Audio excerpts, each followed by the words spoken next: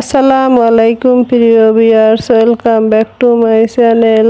সকাল সকাল ডাক্তার দেখাইতে চলে যাই, কারণ অসুস্থর কারণে চোখ, মাথা, কাঁধের ব্যথা কমছেই না। অ্যান্টিবায়োটিক হাই পাওয়ারি ওষুধ খাওয়ার পরেও কেন কমছে না, ডাক্তার বলছে ফলো আপে থাকতে, তাই সকাল সকাল চলে যাচ্ছি। দেখুন রাস্তায় কতটা গাড়ি, সেই অটোতেই অ্যাক্সিডেন্ট করেছি, আবার সেই অটো দিয়েই যাই, কারণ রাস্তায় দ্রুত যেতে হলে অটোতেই যেতে হবে। ওই পায়ের রিক্সায় সময় লাগে অনেক।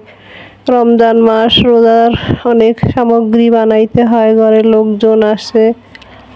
ভিউয়ার্স, সকাল সকাল রুই মাছ আর ছোট ছোট ট্যাংরা মাছ নিয়েছি। খেতে মন চাইতে, শরীর খুব অসুস্থ, খাওয়া দাওয়া একদম বন্ধ হয়ে গেছে।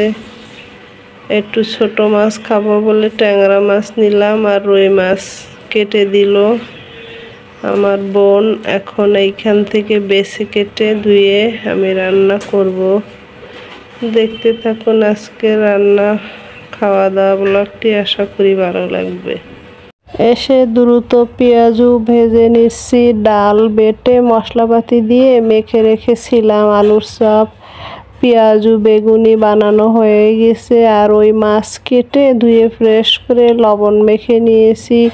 রান্না করব চাল কুমড়া, চিংড়ি আর ছোলা ভাজবো। আর ইফতারির এই তো আইটেম টুকটাক, এই তো তরমুজ, মিষ্টির আইটেম, সব কিছু মিলিয়ে আমার ইফতারি এই আজকের। আর ঘরের সদস্য সংখ্যা একটু কম আছে, এই তো ইফতারি নিয়ে বসেছি সন্ধ্যাবেলা।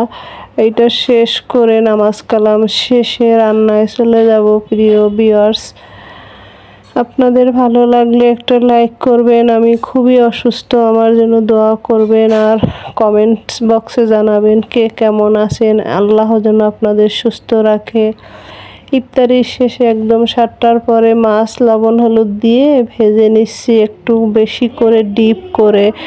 ঘরে 2-4 জন যারাই আছে সবাই না কাঁচা মাছ খেতে চায় না। কাঁচা মাছ কিন্তু স্বাস্থ্যসম্মত, কষিয়ে রান্না করাটা, আর ভাজা মাছটা কিন্তু অতটা স্বাস্থ্যসম্মত না। কি করব, ওরা এইভাবে খাবে, আর আমি তো খেতেই পারি না, অল্প করে খাই। তো দেখুন পেঁয়াজ কষিয়ে ভালো করে পানি দিয়ে তার ভিতরে হলুদ পাউডার, মরিচ পাউডার দিয়ে আর আদা রসুন বাটা, জিরা বাটা দিয়ে ভালো করে কষিয়ে নেব। আর মাছের রান্নাটা কিন্তু ভালো করে কষাতে হবে, মশলাপাতির সুঘ্রাণ যেন কাঁচাটা চলে যায়, যেন একদম পাকা সুঘ্রাণ আসে, তাহলে খেতে ভালো লাগে। এই যে সমস্ত মশলাপাতি দেওয়া হয়ে গেল, এবারে লবণ দিয়ে স্বাদ মতো, তারপরে কষিয়ে কষিয়ে একদম ড্রাই করে নিয়ে ঝোল দিয়ে দেব।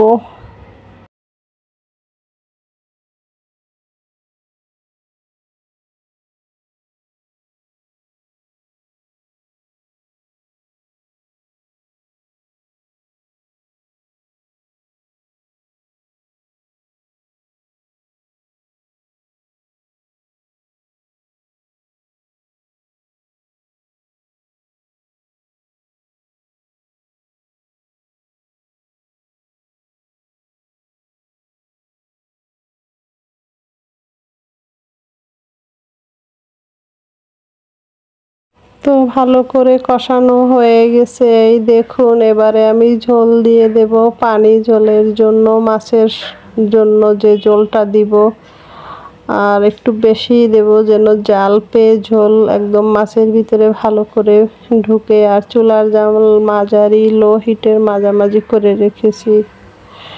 একদম ফাইনাল হয়ে গেছে, কোনো মশলাপাতি আর দিব না, শেষ, পানি দেওয়াও শেষ। এবার ফুটে আসা অবধি অপেক্ষা করছি, ফুটে আসলে আবার ফিরে আসছি। প্রিয় ভিউয়ার্স, এই দেখুন ফুটে আসছে মাছ, এগুলো এবার সব এক এক করে দিয়ে দেব, দিয়ে ঢাকনা দিয়ে মাঝারি আছে জাল দিয়ে নেব। আজকের সেহরির জন্য রুই মাছের একদম বিরান করছি, আর সঙ্গে চাল কুমড়া, চিংড়ি।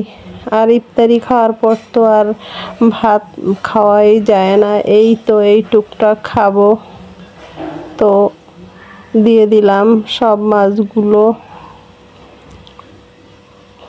মশলাপাতি ভালো করে কষানো হওয়াতে সুগন্ধটা দারুণ আসছে।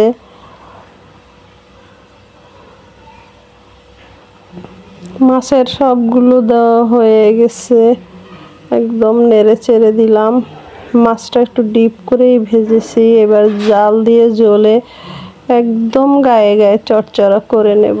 এই দেখুন আলহামদুলিল্লাহ আজকে আমার মাছের ঝোল রান্না হয়ে গেছে। প্রিয় ভিউয়ার্স, আজকের মতো বিদায় নিচ্ছি। আপনারা ভালো থাকবেন, সুস্থ থাকবেন, আমার জন্য দোয়া করবেন, কমেন্টস করে জানাবেন। আপনারা তো আমার একটা প্রিয় পরিবার। আল্লাহ হাফেজ।